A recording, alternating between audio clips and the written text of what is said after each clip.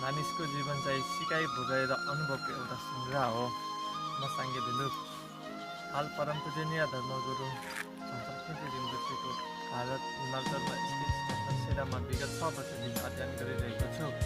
यसै क्रममा चाहिँ म आफ्नो विद्यालय सही सदुपयोग र धर्ममय बनाउनका निम्ति जुजुङसाङ्गे खाडो रिम्पोछेको अगुवाईमा निर्माणाधीन साङ्गे सिरुपिङको मनमा विगत 13 दिनदेखि श्रमदान गरिरहेको छु। बौद्ध धर्ममा श्रमदान, करुणा, मैत्री र सेवाभावको अभ्यास उत्कृष्ट मानिन्छ। अरूका हितका निम्ति निस्वार्थ रूपमा श्रमदान गर्नु दान परायणताको अभ्यास गर्नु हो। बुद्धले सिकाउनु भएको मार्गहरूमा ध्यान र उपदेश मात्र होइन, सेवा र कर्मलाई पनि अत्यन्तै महत्त्वपूर्ण मानिन्छ। हामीले श्रमदान गर्दा आफ्नो अहङ्कारलाई त्यागेर अरूका निम्ति काम गर्छौँ। यसले मन सफा हुन्छ र एक आपसमा सद्भाव गर्छ र समाजमा पनि एकता र शान्ति स्थापित हुन्छ।